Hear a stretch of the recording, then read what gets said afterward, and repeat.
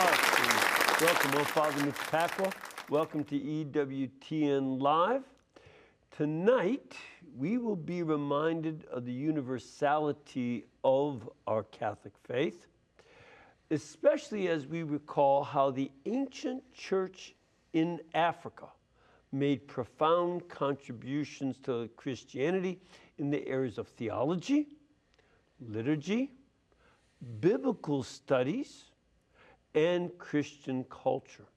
Before we get to that, we want to speak briefly with EWTN's Jack Rims about the EWTN Catholic Radio Conference that's coming up next month. Jack, what's going on for that conference? Well, it's that time of year again, Father Mitch. You know, Yes, we talk all the time about Mother Angelica starting the shortwave radio venture in 1992.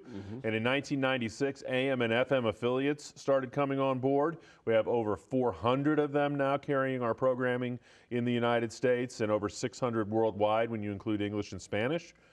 And most of these folks were not radio people when they got into this game. That's right. Most of them weren't even business people when they got into this game. And some of them couldn't balance a checkbook when they started this, but they were just answering Mother Angelica's call, the call that came from our Lord through Mother Angelica to them. So we try to provide some spiritual and professional development for them every year. We have this radio conference this year. It'll be October 18th, 19th, and 20th right here in Birmingham. On Wednesday, the 18th, we always have a day-long pilgrimage to the Shrine of the Most Blessed Sacrament, where we'll celebrate Mass, we'll hear some talks, they can visit Mother Angelica's final resting place, we'll pray the Rosary, they can visit the gift shop, visit with the nuns, hopefully, and just a great day all around. And then on Thursday, we'll be at the Winfrey Hotel, as we always are. We'll have a beautiful day of development with workshops and professional development tools for the affiliates that have come in. We're going to have a keynote address in the morning by Bishop Michael Siss from the Diocese of San Angelo. And he knows a thing or two about evangelism now because he was the rector of the Newman Center at Texas A&M University when that place exploded a few years ago, and the numbers just grew and grew and grew under his leadership. Yeah, as a matter of fact, that had knocked down the church and build a brand new one because there was no room. That's exactly right. So he'll be delivering our keynote address. Our chairman of the board and chief executive officer, Michael Warsaw, will be on hand. And then we'll have our annual awards dinner on Thursday evening, where we'll recognize some of the accomplishments and some of the longevity of some of our affiliates now getting up into the 25 and 30 year range for being an EWTN affiliate. And on Friday, we're going to take them to the Birmingham Botanical Gardens and just have a little time of fellowship and share a meal together out there. So it's going to be fantastic. Not only are our affiliates coming, but anybody who maybe does not have an AM or FM Catholic radio station in their area and would like to learn how they can work towards bringing one to their area, they can come to the radio conference. It would be great for them. If you're on the board of one of these radio stations, register yourself and come on down and see what we're doing down here. And you can do that at EWTNCRC.com. That's EWTNCRC.com. And even though we're in Alabama, we don't roll Tide, we don't roll Toomer's Corner, we just roll out the gospel and see what the Lord does. There you go. Amen. I like it. And those botanical gardens are fantastic. I love that place. Yeah. Thank you, Jack. Appreciate it. We're back in a couple of minutes with tonight's guest, so please stay with us.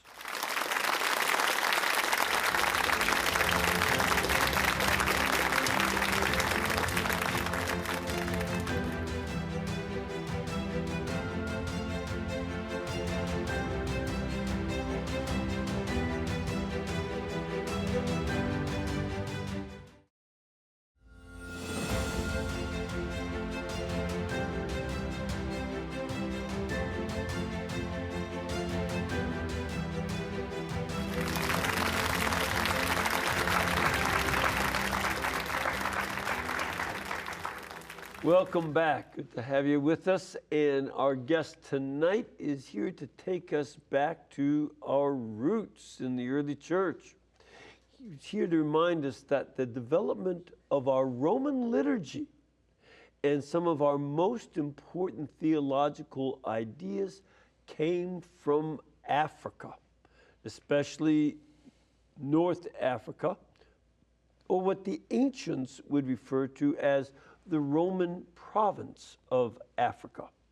We're talking about areas that we know today as Morocco, Algeria, Tunisia, and Libya. But also extremely important in this is Egypt and the Kingdom of Ethiopia. So please welcome the Executive Vice President of the St. Paul Center for Biblical Theology and the author of a new book, Africa and the Early Church, the Almost Forgotten Roots of Catholic Christianity, Mr. Mike Aquilina. Mike, good to have you here with us. Father Mitch, thanks for having me back. You know, one of the first things I want to say to our audience, because this is an area of church history that is peripherally known. People know a little bit about St. Augustine maybe and a couple others, but I want to encourage them because you wrote in a very accessible style. You know, this is, you don't pile on, you know, the footnotes. They're there, and there's sources you can go to look for more, but, you know, you keep it focused on, you know, the topic, and you do what I like to call translating scholarese into English. Well, I often say I'm writing the books that I want to read. Yeah, right? yeah. Because I'm not writing for academics. I'm not an academic. I don't want to write for scholars. I want people to have access to the work, the great work that scholars are doing right now. Yes. And it's not getting out there to people. It's not going to be in the newspaper, for example. Where are you going to read this? Well, thanks be to God for that. At least this way they get from you what actually is being said. So, you know, the scholars are so important. Yes. But they also need to be brought to other folks, and that's what you're doing here. Now, one of the other things, too, I already mentioned it, you have Africa in three parts. The part of, it's not all of Africa.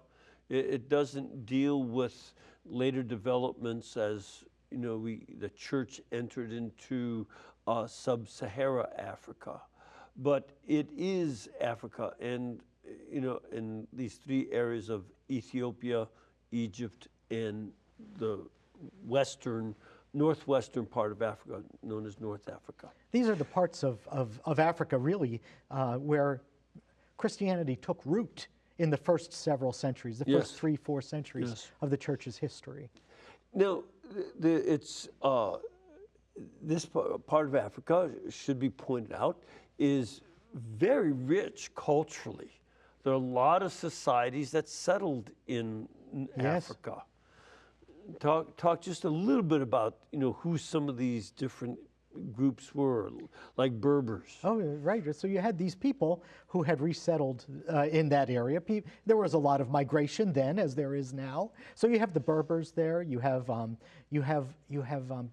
people speaking Punic. Okay, so these are Phoenicians who had resettled. They're the Canaanites in the Old Testament, and they had moved that way and settled in North Africa. So those people would have been occupying the land that later St. Augustine, St. Monica were living in. It's quite likely that St. Monica had Berber origin. Her name seems to be a Berber name. So this would have been his background and the language that he grew up hearing, as well as Latin.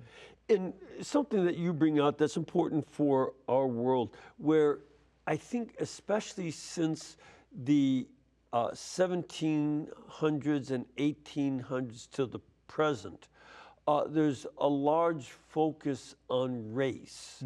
I think sometimes, unfortunately, Charles Darwin contributed notions of evolution to race that were absolutely false. Yes. And dumb. And they were novelties. Yeah. But in the time that we're discussing, race didn't matter. Like you had a great line in there. Their sin wasn't racism. They cared more about class, education, and wealth. Yeah, especially wealth. Yeah, especially wealth. You know, but even if you were wealthy, but were not part of the old patrician families, you're just not with the right families. That's what their concern was. Right. But the mixture of races in Africa was pretty thorough. You know, Augustine takes note of it once. In his voluminous works, he makes note once in passing. He says, I'm from Africa, and he said, people from Ethiopia are darker skinned than I am. People from Gaul are lighter skinned than I am. Gaul being modern-day France. Modern-day France. So he recognized that there are people of different skin tones, but he did not see that as a reason to make any kind of qualitative cultural judgment on them, or any other kind of judgment. It's just a fact of human physiology. Yeah, and I've read lots of ancient literature. Nobody cared about that. Yeah. They really didn't. But what they do come to care about is their religion too. And tell us first of all about that Northwest Africa, that Roman province of Africa. What do we know about the beginnings of Christianity there? Well, the beginnings are pretty murky, because the beginnings of Christianity are murky in almost every area on the map. We don't know who brought the faith there. What we find in the documentary record is that around 170, suddenly Christianity is there. It's very well developed and very public. The first document we have from that area is the Acts of the Ewtn martyrs. And it's a court transcript. It's just a transcript of their interrogation, their judgment, their sentence, and their execution at the end. So it's just a simple judicial record that you could buy from the court stenographer, right? But it shows us a church where people were very literate, they were very intelligent, and they were pretty at ease in the Christian vocabulary, which says that Christianity has been around a while. And of course the judge, the magistrate there, understands a bit about Christianity as well, so he must have been familiar with it. It's not a new phenomenon.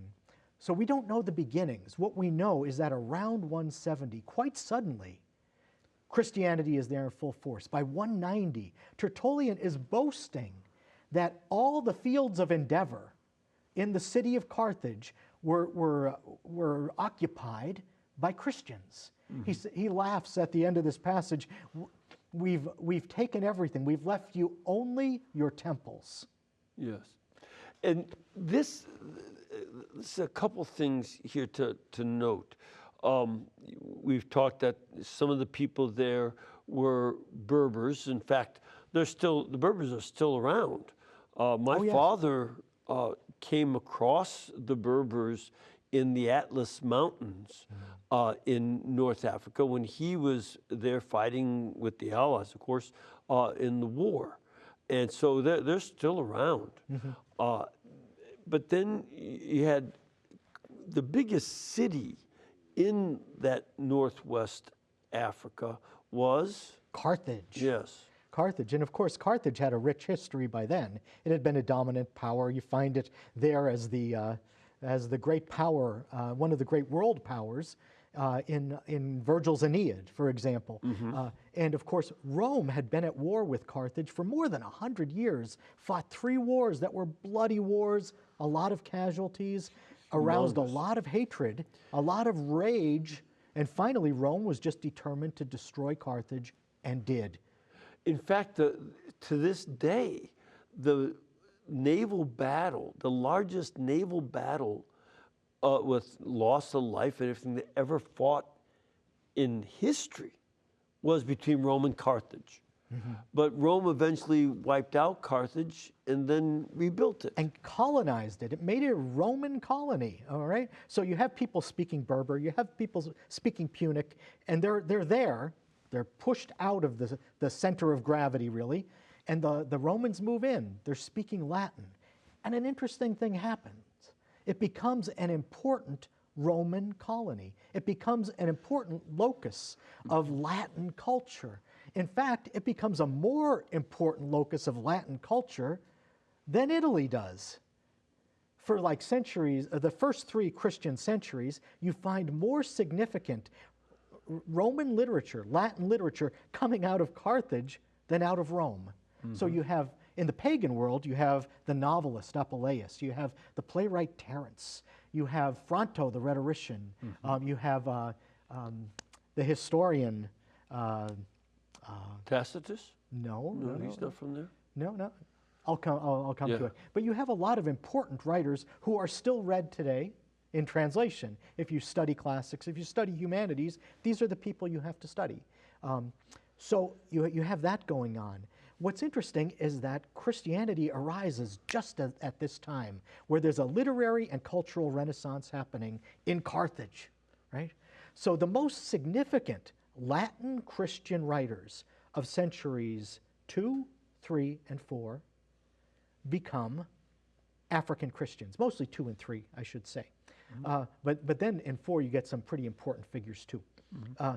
At the beginning you have Tertullian, who's the first Latin theologian. And at the same time, Tertullian is writing his great works, his apologies, his anti-heretical works, his original theological work. You have Pope Victor in Rome, who's an African, and really one of the only popes of that time whose writings are preserved. So again, he's a flower of this Renaissance that's going on. Tertullian is one of the great voices of that time. He's the one who introduced words like Trinity into our vocabulary, sacrament. He gave us the words that we Westerners are still using today. And then from then it kind of exploded. After Tertullian, you have Perpetua and her great prison diary, which becomes an instant bestseller in the Christian world. You have Cyprian, the bishop of Carthage, who's another great rhetorician and produced letters and treatises and also collections of scriptures for priests to use in their homilies, all kinds of practical things. And not only, and Cyprian is one of my favorite characters because he's not only a great writer. Yeah. His homilies on the Lord's Prayer are still read in the Liturgy of the Hours in the Roman Rite, but he also opened up, in fact, he invented the concept of a hospital. Yes. During a plague, the Christians opened up a hospital that was open to everybody, not only Christians, but to everybody. And that the evidence of that is there in his letters and in his other works. He's insistent that you can't just treat your co-religionists. You have to treat the persecutors as well, which would have been scandalous. Like imagine, you find you're a doctor, and here's the guy. They're bringing him in on a stretcher. Here's the guy who killed your sister and your brother-in-law, right? And you have to treat him now? Cyprian says, yes, you do. And this was transformative. This idea had never been there in the civilizational bloodstream before that moment. Yeah, no, and I remember being in Nashville, Tennessee, where the convent of the Dominican Sisters was used as a hospital for Northerners, federal troops, as well as Confederate troops. They didn't care. That mentality that started there with Cyprian has continued on through the centuries with hospitals, but also we care for everybody, and we don't exclude enemies, no matter what side you're on. So you have this flourishing that goes on. As I said, there are all these great writers coming out of Roman Africa, and the influence is flowing from Carthage to Rome. It's not the other way around. You don't have Rome influencing the Christian literature of Africa so much. It's very interesting to me that the only great Roman Christian writer from this period is Minucius Felix, Marcus Minucius Felix, who was born in Carthage. So he's an African lawyer relocated to Rome, working in Rome and writing Christian apologetics, and he's the major Roman writer of that period. Yeah, it's and this is not really applicable precisely, but it would be as if instead of London being the source of great literature, New York all of a sudden did, and replaced it. That would be the equivalent. Yes. That the original city had, in many ways, the city of Rome was becoming parasitic. It was a parasite that all of this stuff was sent in as taxes to feed the people of Rome. Slaves were doing all the work and there were no jobs. So people were just living off of, what was sent by taxes to Rome. And they had become uncreative. Right. They had everything taken care of for them, and they weren't very creative. Right. So it's likely that there was a Latin liturgy in Carthage 50 years, some historians say 100 years, before there was a Latin liturgy in Rome. Well, what did they use in Rome? In Rome, they were more likely to use Greek. Yep. Rome was conservative, and it was using the language of international trade and international diplomacy. Mm-hmm. And that would be Greek. It would Koine Greek, right? So you had the liturgy in that language, which would have made sense because that would have been the language used in the first century when the faith reached Rome. But by that time, most people were speaking Latin. It was the vulgar language. In Carthage, it became the liturgical language, and eventually, Rome picked up from Carthage, and learned from what they were doing. It seems likely that the Latin liturgy we have is largely borrowed from what was going on in Carthage. Mm-hmm. And it seems that whenever there was a liturgical fashion that emerged, like a little bit later than that, there was a fashion for offertory chant. Well, it would begin in Africa, and pretty soon whatever was happening in Africa would find its way to Rome, and it would be all the rage in Rome maybe 20 years later. Mm-hmm. Yeah, I haven't been able to find the source for this. I've been looking for it, but I do remember reading that the first anti-pope that ever rose was Saint Hippolytus. Yes. And that one of the reasons, there are a number of reasons for him becoming a schismatic, but he objected to the Latin liturgy. He said, we never celebrated Mass in Latin. And he, in fact, is the author of the second Eucharistic prayer, but it was composed in Greek.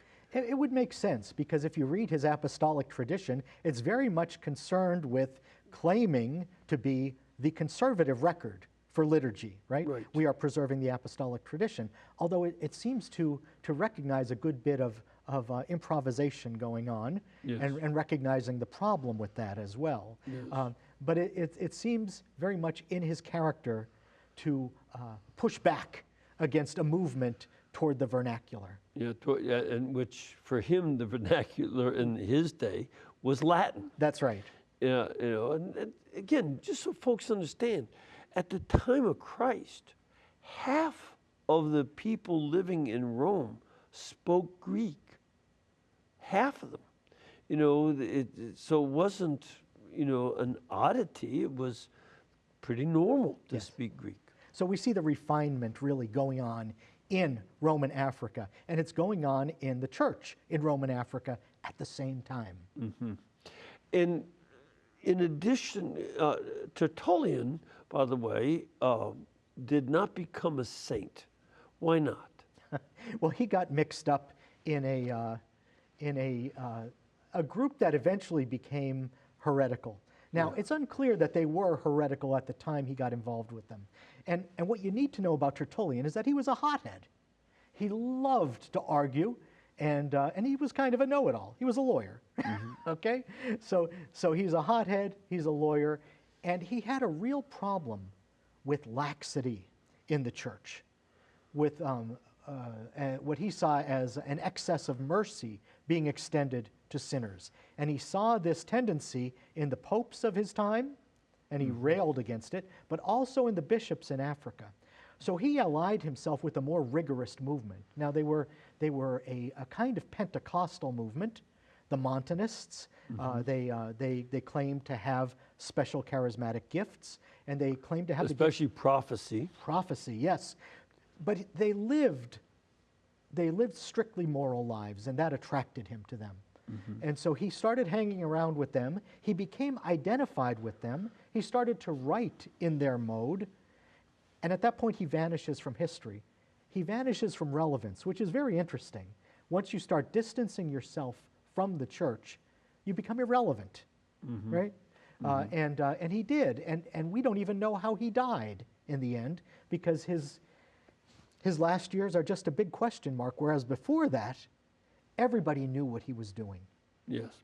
The Montanist movement, by the way, got very weird very quickly, as you might imagine, with the group based on spontaneous prophecy. Yeah, and they put the prophecies they were receiving as being more important than what's written in Scripture.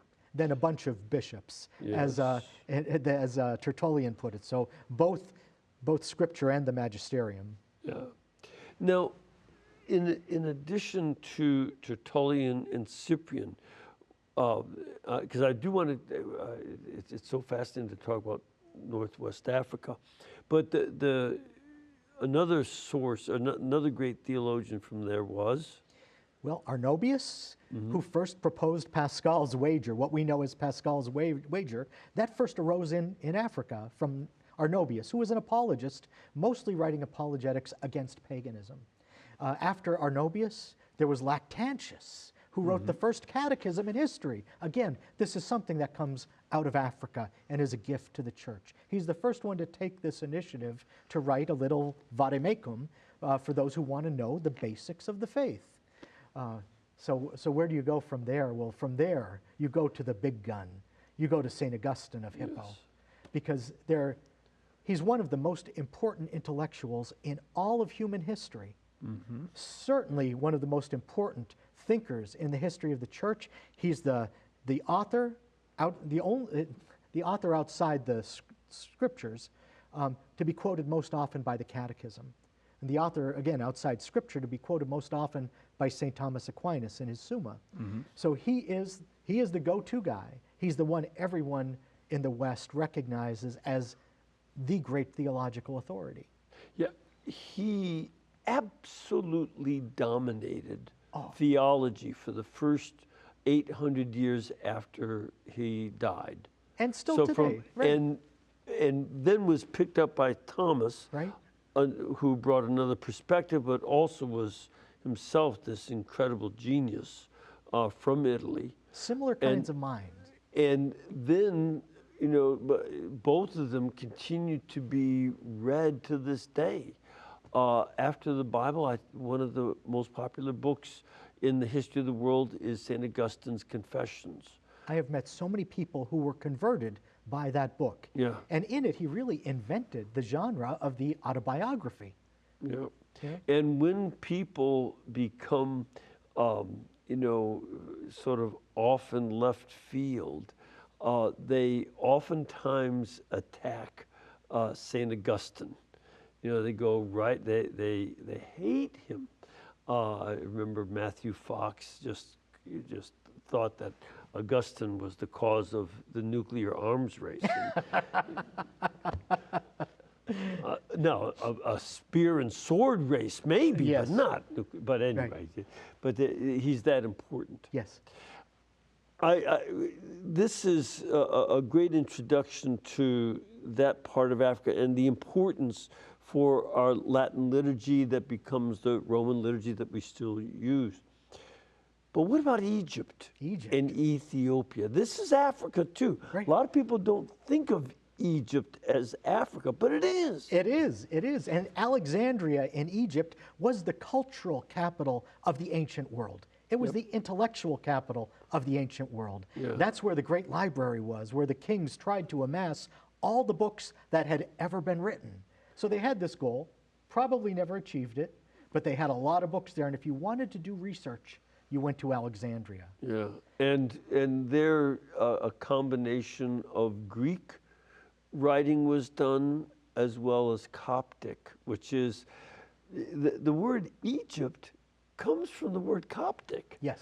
And it was the language of ancient Egypt, and you see the Coptic Christians, you can say, these people look like the pharaohs. This is, to me, a fascinating topic, but I'm afraid we've, gone to the end of the time we have. We want to open this up for your questions and comments. So we'll come back in a couple minutes. Please stay with us and call in with your questions and comments, please.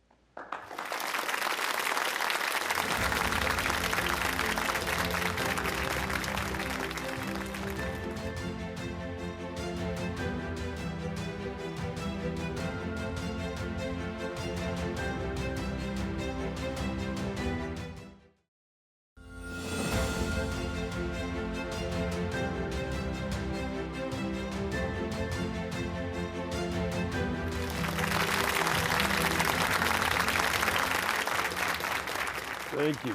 Thank you very much. We are here with Mike Aquilina discussing his new book, Africa and the Early Church, the Almost Forgotten Roots of Catholic Christianity. Again, it's written by Mike Aquilina.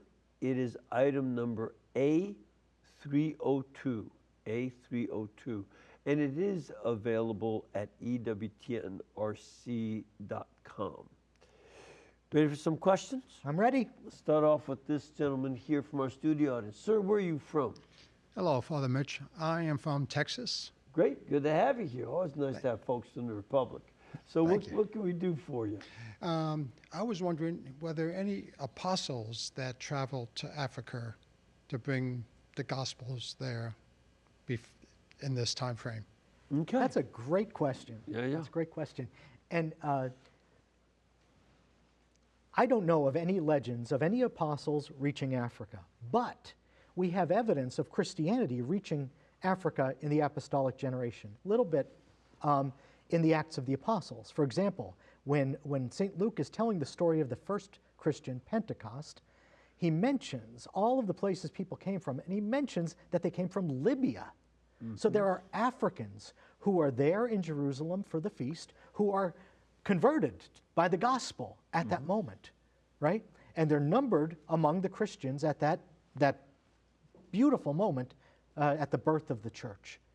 And of course, Simon Cyrene, or Simon of Cyrene. I was getting there, yeah. Yeah, go ahead. No, I mean, he was an African, right? And he bore the cross of Christ. And what's interesting about Simon is that when we hear the story in the gospel, it mentions his sons, as if they would be known to the Christian congregation because they were Christians too.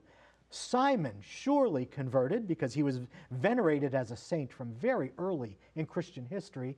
The church knew the names of his sons. We can be sure that Simon was an apostle, an evangelist, who went out there and made converts for the gospel. And then I think I remember his two sons, Alexander and Rufus.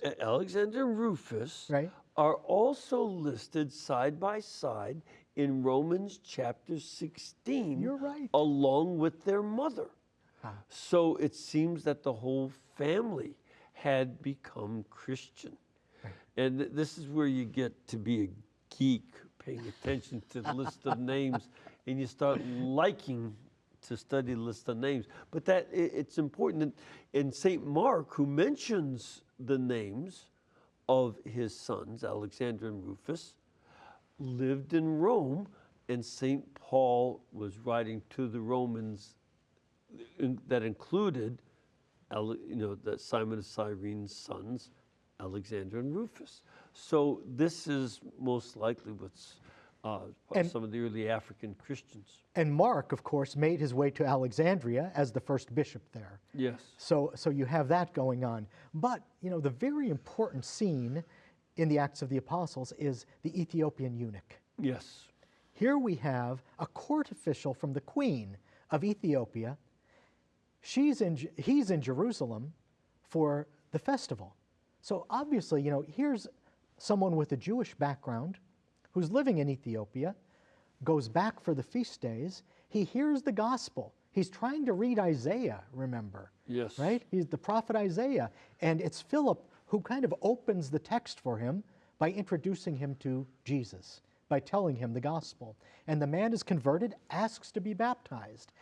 Now, when that guy goes back home, don't you think he's going to tell others about Jesus? Don't you think he's going to bring others to see the light of the gospel? Don't you think he's going to bring others to baptism? Because he's an influential man He's a court official in Ethiopia. So I have to believe from these hints that we have in the Acts of the Apostles, in the Gospels, that yeah, you have the gospel reaching Africa at a very early date, soon after Pentecost. And not just one part, but Right. Ethiopia in the south, Right. Alexandria on the Mediterranean coast in the northeast, and then Christianity being spread in northwest Africa. So it's as the well. three regions we're talking about, and Christianity likely reached all three of those regions early on. And so this, as it spreads, it takes different shapes. Oh, yes. You know, for instance, the Egyptians had a combination culture of Greek-speaking people, because Alexander the Great had conquered Egypt, and the rulers had been Greek-speaking. But you also have in Ethiopia Africans who spoke a Semitic language. It's actually fairly close to Arabic linguistically. So, and then you had Christians in Egypt speaking Coptic, a developed form of the ancient language of Egypt. All of that, plus the Latin Christians, it's very diverse. It really is. So you hit all of those areas very early in history. At least I believe that's what happened.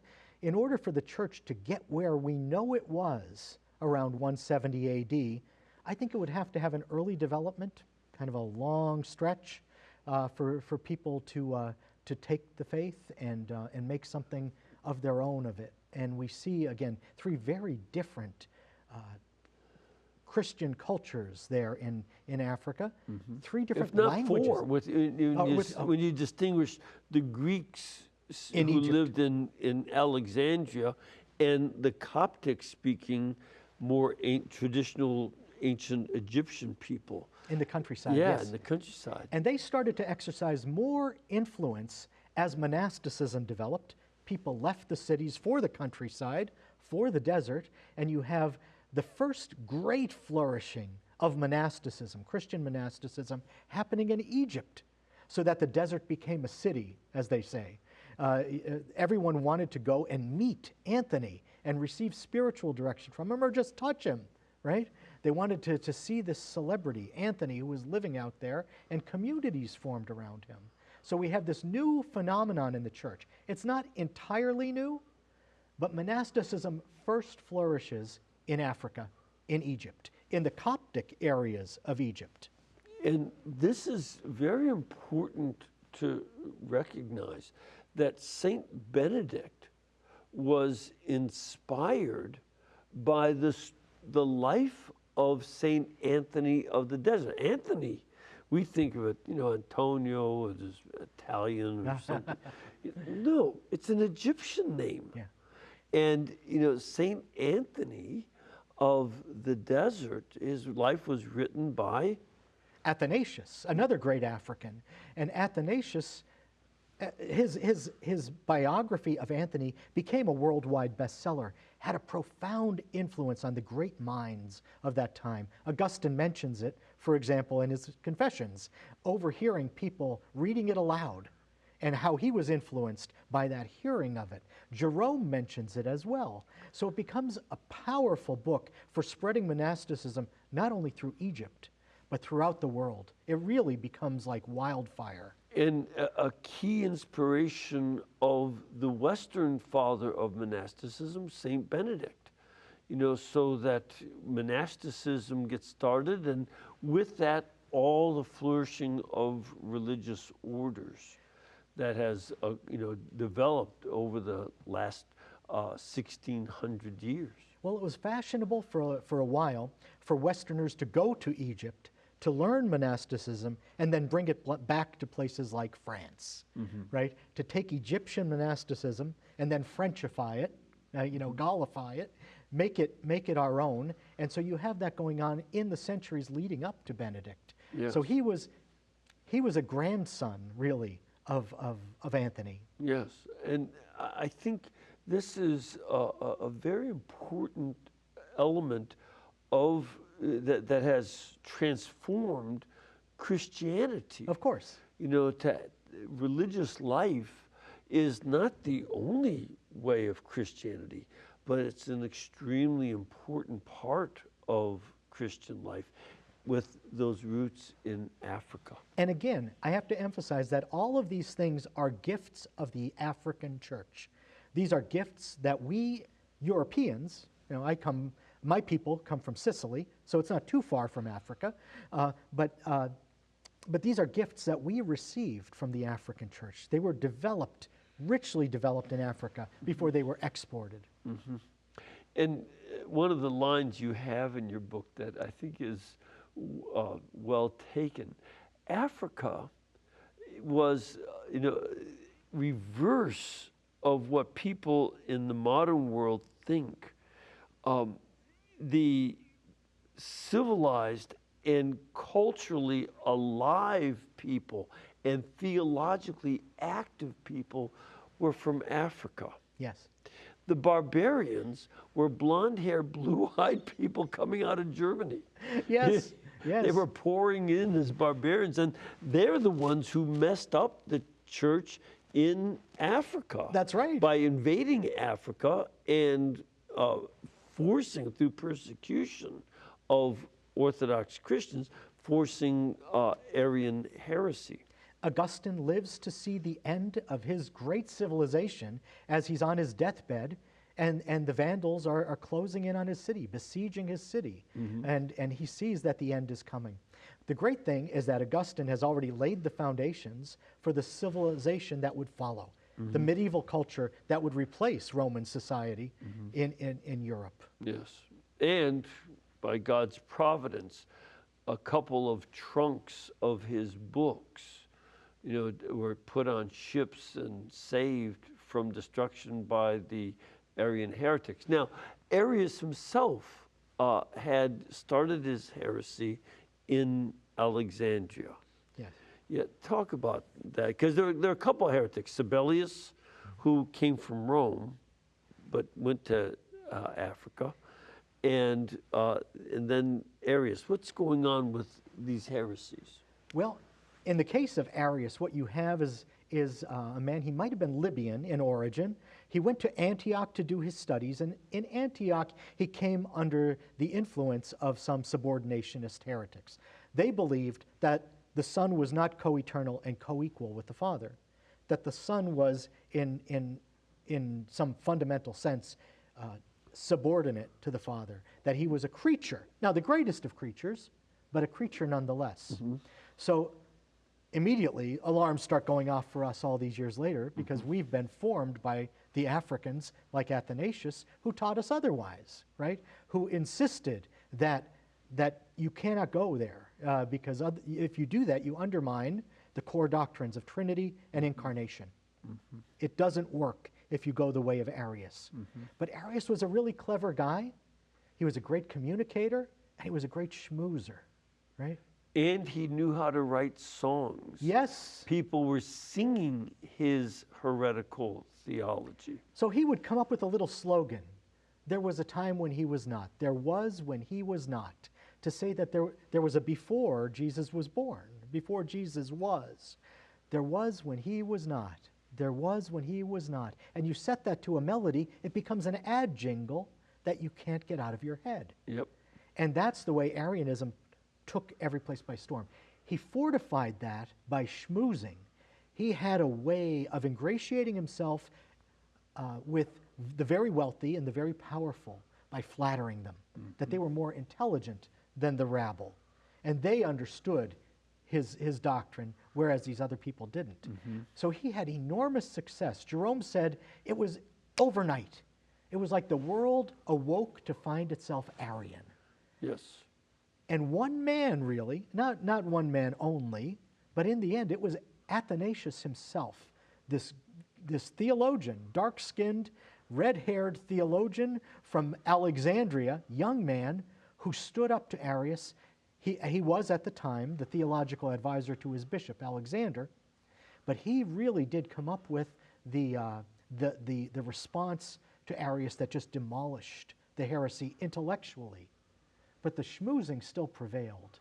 And so Athanasius, the greatest patriarch of Alexandria in its history, was bishop for 45 years. 17 of those years he was deposed and in exile. He was exiled 5 times by 4 different emperors. Yeah, this is something, that is a very important part. And we still have a phrase called Athanasius against the world, that when the world has gone against the gospel, people like Athanasius stay with the gospel. Yes. The ones who go with the world, a good example would be Eusebius of Nicomedia, who was a bishop, close friends with Emperor Constantine. He baptized Constantine on Constantine's deathbed. And you see that Eusebius was looking for power and influence as a bishop, and he wanted to be the patriarch of Constantinople. But he's pretty much forgotten. Athanasius is the one that we still look to as our teacher, while Eusebius of Nicomedia is a non-factor. He was a giant, little man, but now he's a giant. Really, he's the one who articulated the doctrine of the Council of Nicaea in the most memorable way, Yes. and brought it out there in arguments. He had to face down emperors, and the Emperor Constantius, as a matter of fact, was the first one to suggest that Athanasius against the world phrase, Yes. because he was mocking him, saying, "You're all alone. Nobody stands with you." And Athanasius didn't care. Yeah. He wanted to be on the side of the truth. He wanted to be on the side of the gospel because he believed it was true. Exactly. We actually have a call. We get carried away if we're not careful. Rena, where are you calling from? Cambria, California, Father. Great. Well, what? I want to make a comment. Do you know who said, "Vox ecclesiae sum"? No, Vox I don't know ecclesiae. that quote. Could you say that again? It's hard to hear you. Vox ecclesiae sum. So I am the voice of the church. Where was that from? St. Augustine. And do you think he was a little bit proud when he said that? Do you know where he said that or wrote that? I read that in Peter Brown's biography. And, I memorized it, I'm a Latin teacher, etc. So, it stuck with me. And he must have known that all the prolific writings he was doing, were like Mr. Aquilina says, making the center of the Roman world. It took over, Hippo Regius took over Rome, for the Roman, the writing, the center of the Latin world. I think Augustine had a keen sense of himself as a bishop, that he was the voice of the church, that he had a sense of the magisterium. Augustine also had a sense that he was a man under authority, because he is the one who gave us another great Latin line that rings down the centuries, Roma locuta causa finita. Rome has spoken. The matter is settled, right? It's over. It's finished. So he had a sense of the authority he had to answer to, but he also had a sense of fatherhood within his own church, that within his own church he was the voice of the church. Yeah, and to respond to you, Rena, I don't see that as a statement of pride, but because one of the things about Augustine is that he was very much a gentleman.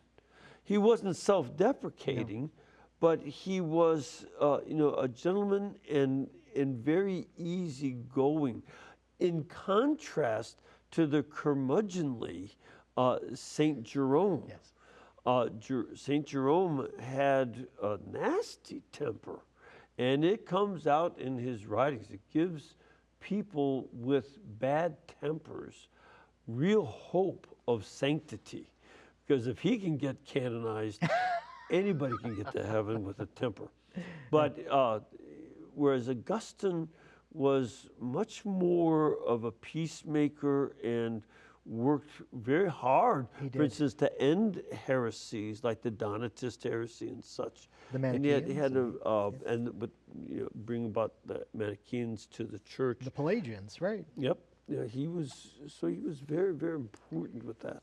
He and Athanasius were very different men, very different personalities. Yes. But I think one thing they had in common was a sense of confidence in the gospel. Yes. And a sense of certainty about their position in the world, where God had called them. Yep. So that they had a sense of office, Yep. and the right exercise of their office, the just exercise of their office. So I think that confidence can come across as pride, but I don't think it is. Yeah, I don't either. I see them knowing they're bishops, and they're answerable to Christ, but they are faithful to Christ and to all of his teaching, and they won't sway. That was true of Cyprian. Yes? Very, very strongly. I think whereas Tertullian had that sense of the truth and commitment to the truth, but he went off on a tangent. He was impressed by Tertullian. Yes. Yes. Yes. Yeah. So this is a different thing. This is a great area for people to learn more about. The book is called Africa and the Early Church, the Almost Forgotten Roots of Catholic Christianity. It was written by our guest, Mike Aquilina. You can get it at ewtnrc.com, where it is item number A302. A302. And it's very readable and very informative. And the more we know about our church and our faith, the better off we are.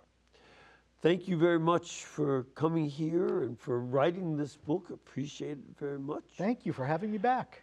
And may the Lord bless all of you and keep you and cause his face to shine upon you and lead you in all of your ways by his peace. Almighty God bless you, Father, Son, and Holy Spirit. Amen. You know, and we can bring Mike over here to you over the last 25 years or so, and all the other guests and programs and series that we have, only because the network is brought to you by you. So please remember to keep us in between your gas bill, your electric bill, and your cable bill, and we'll be able to pay all of our bills too. God bless you, and thank you.